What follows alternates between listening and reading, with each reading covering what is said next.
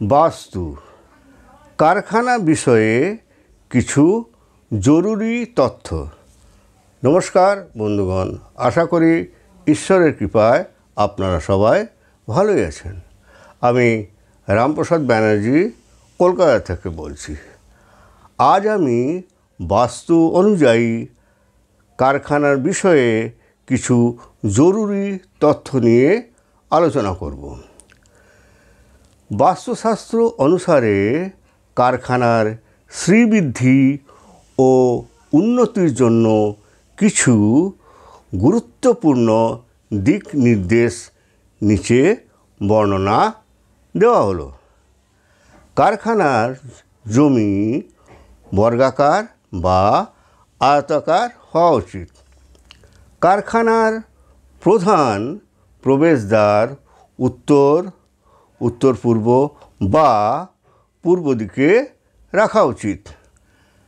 কারখানার জমিটি উত্তর পূর্ব ও পূর্ব দিকে ঢালু হলে তা অতি শুভ ফলদায়ক হয়ে থাকে।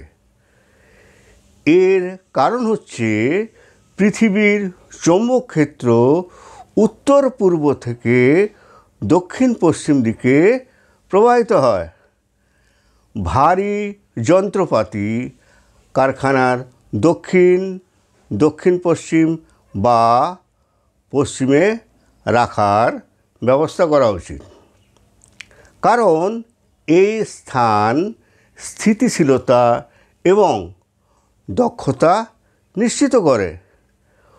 উত্তর পূর্বে কোণে কোনো ভারী জিনিস বা যন্ত্রপাতি কখনোই রাখা উচিত নয়, বরং এই স্থানটি খালি বা হালকা জিনিস রাখায় ভালো ফল পাওয়া যায়।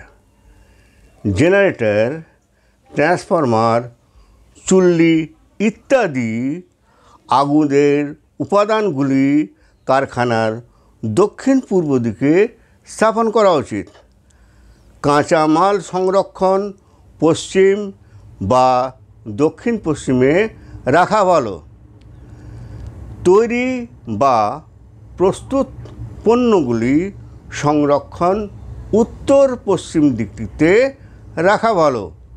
এতে দ্রুত পণ্য প্রেরণে সহায়তা করে। কারখানার মালিকের অফিস পশ্চিম বা দক্ষিণ পশ্চিম দিকে হওয়া উচিত, তবে দক্ষিণেও রাখা যেতে পারে। মালিক ও উচ্চপদস্থ কর্মচারীরা উত্তর পূর্ব বা উত্তর দিকে মুখ করে বসা উচিত। প্রশাসনিক ভবনটি প্লটের উত্তর বা পূর্ব দিকে তৈরি করা ভালো। শ্রমিকদের ঘর বায়ুকোণে থাকা শুভ ফলদায়ক। এখানে শ্রমিকদের ভালো ঘুম হবে এবং ভালো মতো বিশ্রাম হবে, ফলে পূর্ণোদ্যমে বেশি কাজ করতে পারবে। কারখানার কেন্দ্রস্থল সবসময় পরিষ্কার পরিচ্ছন্ন এবং ফাঁকা রাখা উচিত।